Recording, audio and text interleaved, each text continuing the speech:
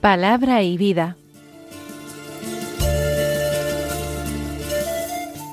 Con el padre Manuel Horta desde Sevilla.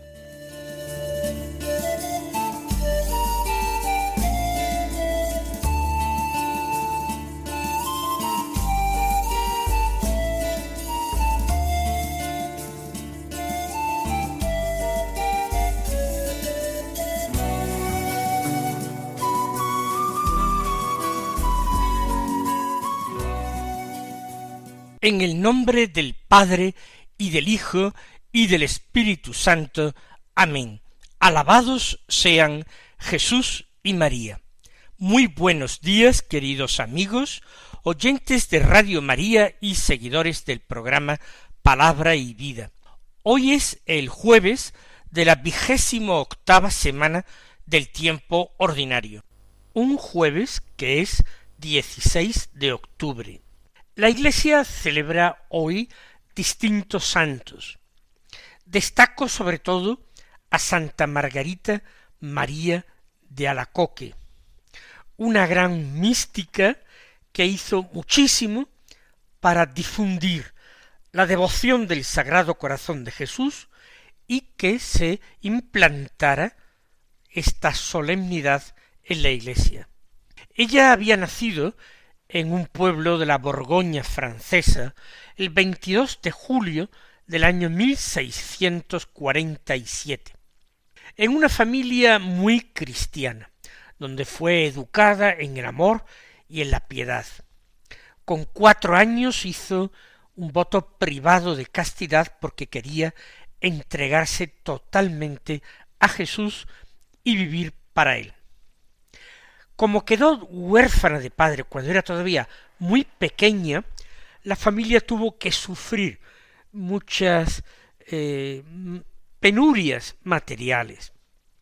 En esa época enfermó gravemente, estuvo postrada varios años y ella atribuyó su curación a una intervención de la Santísima Virgen María y se comprometió ya en su adolescencia a consagrarse enteramente a Dios. A la edad de 24 años, en 1671, ingresó en el monasterio de la Visitación de Paray-le-Monial. Ese modelo de caridad, de suavidad, de sencillez, de humildad, que caracterizaba la espiritualidad de San Francisco de Sales y de Santa Juana Francisca, de Frémyot de Chantal, fueron los que le atrajeron.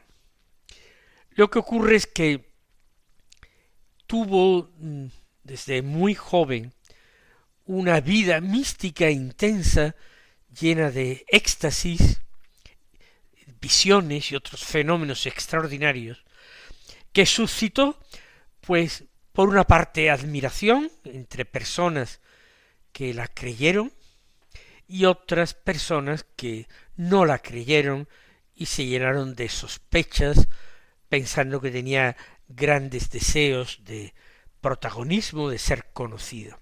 Ella misma padeció muchísimos sufrimientos interiores y dudas y tentaciones, si no sería todo una ilusión, pero se mantuvo fiel en la obediencia a sus superiores, pero también a las comunicaciones que recibía de lo alto.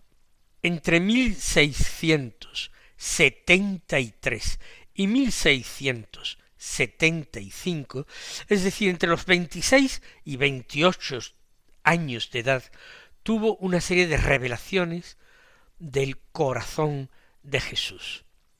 Estas revelaciones del corazón de Jesús fueron realmente el centro de toda su misión.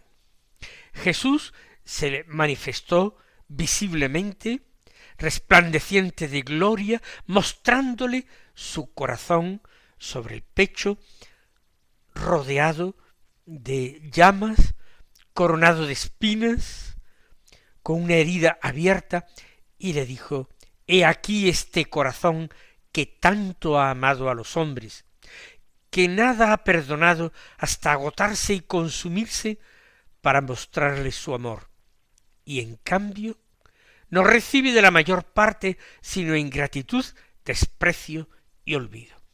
Y Jesús le pide a Margarita tres cosas fundamentalmente. Por una parte, la institución de una fiesta litúrgica en honor del Sagrado Corazón, con objeto de que se reparasen todas las ofensas que se cometían contra ese divino corazón, en definitiva contra el amor de Dios despreciado. Le pidió la comunión reparadora de los 9 primeros viernes de mes, dándole una promesa extraordinaria de asistencia en el momento de la muerte a las almas que la practicaran.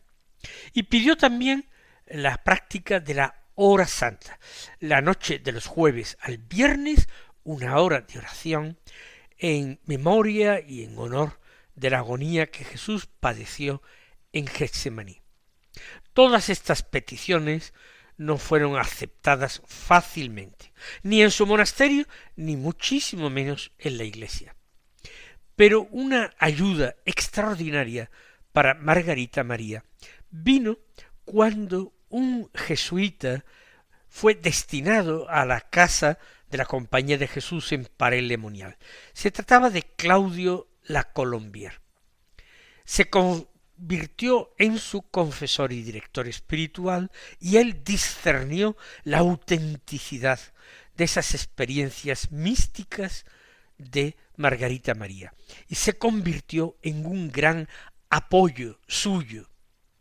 Pues finalmente diremos que ella en los últimos años de su vida fue maestra de novicias del monasterio, y que finalmente murió un día como hoy, un 17 de octubre del año 1690, cuando sólo tenía 43 años, y después de haber profetizado su muerte.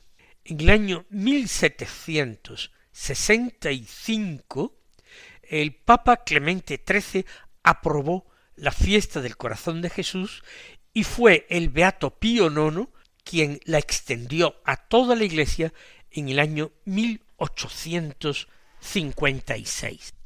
Vamos a escuchar la palabra de Dios que se proclama en la misa del día. Seguimos con la lectura continuada de la carta del apóstol San Pablo a los romanos. Hoy estamos en el capítulo 3, del que tomamos los versículos 21 al 30, que dicen así: Hermanos, ahora sin la ley se ha manifestado la justicia de Dios, atestiguada por la ley y los profetas, justicia de Dios por la fe en Jesucristo, para todos los que creen, pues no hay distinción, ya que todos pecaron y están privados de la gloria de Dios, y son justificados gratuitamente por su gracia mediante la redención realizada en Cristo Jesús. Dios lo constituyó medio de propiciación mediante la fe en su sangre, para mostrar su justicia, pasando por alto los pecados del pasado en el tiempo de la paciencia de Dios. Actuó así para mostrar su justicia en este tiempo, a fin de manifestar que era justo y que justifica al que tiene fe en Jesús. Y ahora, ¿dónde está la gloria? Queda eliminada. ¿En virtud de qué ley? ¿De la ley de las obras? No, sino en virtud de la ley de la fe. Pues sostenemos que el hombre es justificado por la fe, sin obras de la ley. ¿Acaso Dios lo es sólo de los judíos? ¿No lo es también de los gentiles? También lo es de los gentiles, si es verdad que no hay más que un Dios. Vamos a ir comentando frase a frase, casi palabra a palabra, este texto. Recordemos que yo les decía sin ánimo de hacer una exégesis científica del texto de la palabra de Dios, procuramos hacer solamente una lectura espiritual, que cuando ahora en este texto escuchemos esto de la justicia de Dios, lo entendamos simplemente como la salvación de Dios. Es decir, el designio de Dios, que ama a los hombres, de salvarlos del pecado y de la muerte, a los que les había llevado en el paraíso el tentador. Todos pecamos en Adán y Eva, y luego sus propios pecados personales reiterados, su propia rebeldía y desobediencia a Dios. Esa es la justicia, ese designio de misericordia y de bondad de Dios, ese designio salvador. Y dice Pablo que sin la ley, se refiere a la ley de Moisés, se ha manifestado, se ha revelado, se ha descubierto a los ojos de todos, sin necesidad de la ley de Moisés, la justicia de Dios, ese designio salvador suyo, porque todos los hombres anhelaban una salvación, también los paganos. Esa salvación, esa justicia, estaba atestiguada por la ley y los profetas. Eso sí, a los judíos se les había revelado que llegaría un día en que la ley escrita en tablas de piedra, cedería su puesto a una ley interior, grabada por Dios mismo en el corazón de los hombres, una ley interior, espiritual. Pero cuando ahora, dice Pablo, ese designio salvador de Dios se ha manifestado, sin la ley, pero eso sí, atestiguada por la ley y los profetas. Esa justicia de Dios que se da a los hombres por la fe en Jesucristo, para todos los que creen. No es ahora la aceptación y el cumplimiento de la ley de Moisés, incluso en sus más pequeños preceptos, en sus más nimias disposiciones. No, es la fe en Jesucristo. Son los que creen en Jesucristo como Hijo de Dios y Salvador de los hombres.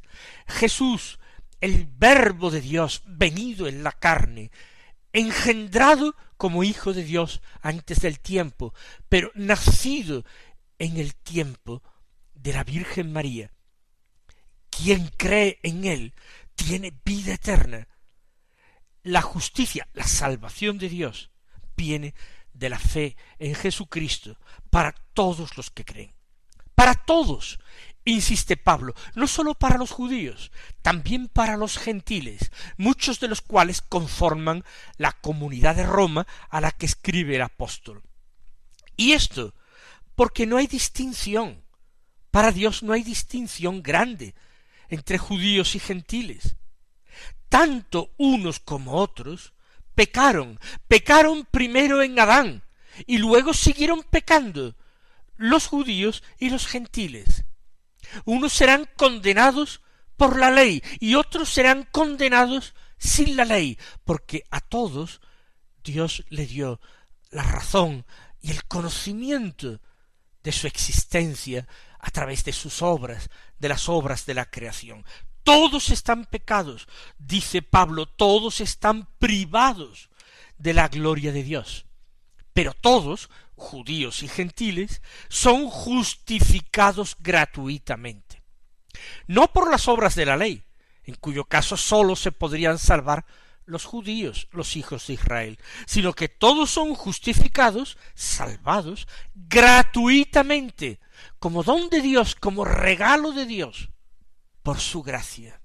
La gracia, el don, el regalo de Dios, su bondad, su infinita misericordia, por su gracia, somos salvados gratuitamente, judíos y gentiles, mediante la redención que realizó en Cristo Jesús Dios. Nosotros sabemos que esa redención se realizó con el derramamiento de su sangre, con su ofrecimiento como víctima en el altar de la cruz por todos los hombres que habían existido, que existían en aquel momento y que existirían hasta el final de los tiempos.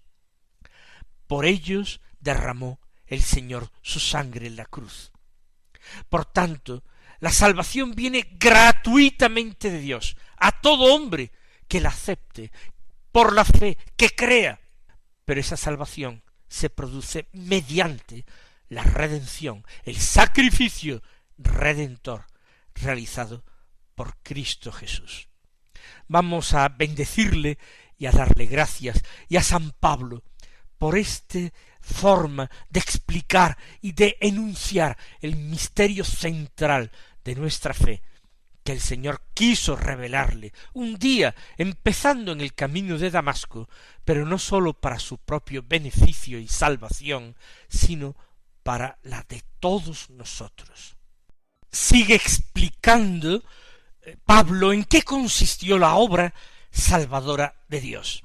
Dice: Dios lo constituyó, se refiere a Cristo Jesús, medio de propiciación mediante la fe en su sangre. Medio de propiciación. Un sacrificio propiciatorio era un sacrificio para atraerse la benevolencia de Dios, el favor de Dios, de una manera amplia para atraerse la salvación de Dios. Por tanto, Dios constituye a Cristo en medio de propiciación con él mismo. Mediante la fe en su sangre sería derramada en el altar como sacrificio. Mediante esta fe derramada, él acepta este sacrificio propiciatorio por nosotros, para mostrar su justicia, pasando por alto los pecados del pasado. Mostrar su justicia, ya hemos dicho, justicia, designo de salvación, voluntad de salvación, obra salvadora, para mostrar su justicia pasando por alto los pecados del pasado.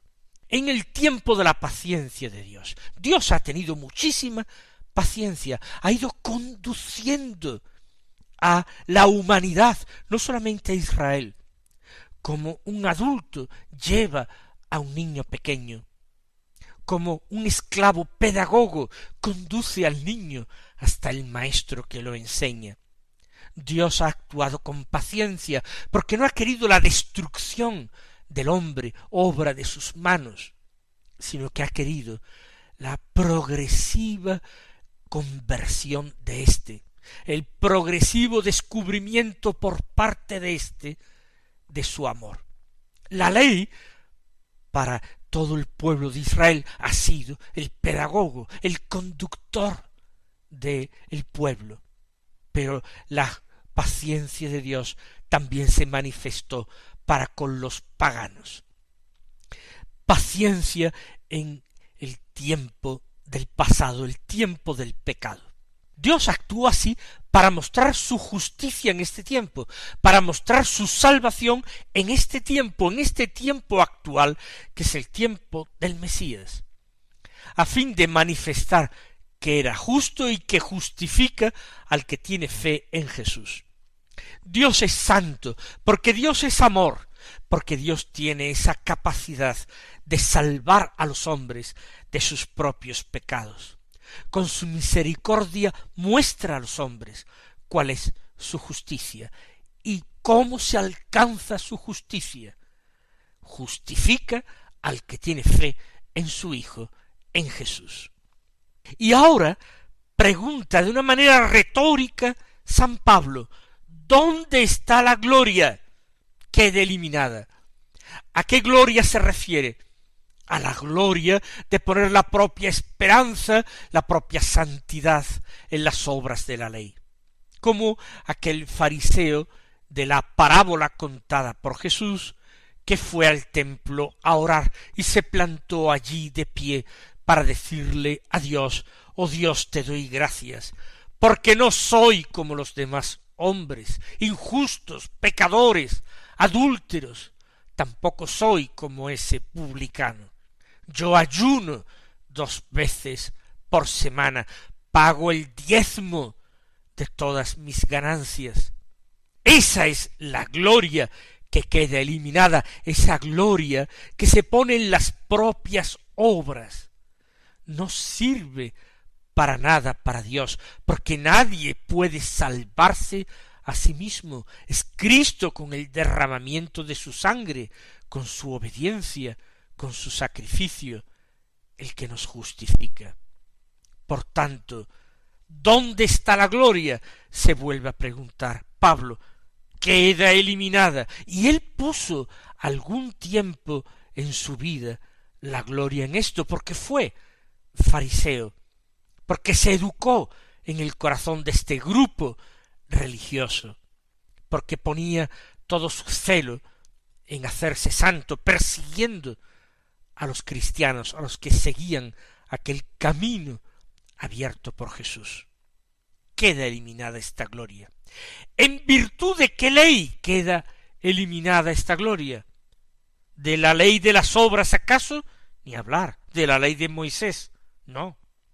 No, repite Pablo, sino en virtud de la ley de la fe. Llama a la fe ley. Ya sabemos, él mismo sabe que no es una ley. Trata de hacer la comparación entre la ley antigua y la ley nueva. Por tanto, queda eliminada la gloria en virtud de la ley de la fe. Pues sostenemos, él y todos los que predican como él y con él sus compañeros, sus propios discípulos de Pablo, sostenemos que el hombre es justificado por la fe sin las obras de la ley. Esta es una afirmación importantísima y tiene que ser bien comprendida. Efectivamente, el hombre es salvado por la ley, no por las obras. Sin embargo, Pablo se refiere que la salvación no se la dan las obras del cumplimiento de la ley, sin obras de la ley, sino que la salvación se la da su confianza en el Evangelio proclamado por Jesucristo.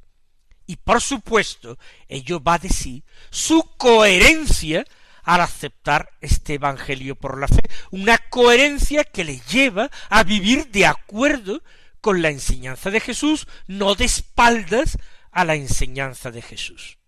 Por tanto, sin las obras de la ley, por la fe, con las obras de coherencia a esa fe, con esas obras evangélicas mostradas por Cristo.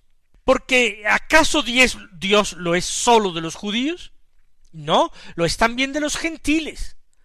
Si es verdad que no hay más que un Dios, el mismo Dios lo es de los judíos y de los gentiles. ¿Los gentiles no tenían la ley de Moisés? ¿Acaso no se podían salvar? ¿Acaso Dios no era su Dios? Imposible, pues también ellos se salvan fuera de las obras de la ley, se salvan por su fe en Cristo y por las obras de coherencia por haber aceptado el Evangelio de Jesús. Mis queridos hermanos, que el Señor os colme de bendiciones y hasta mañana si Dios quiere.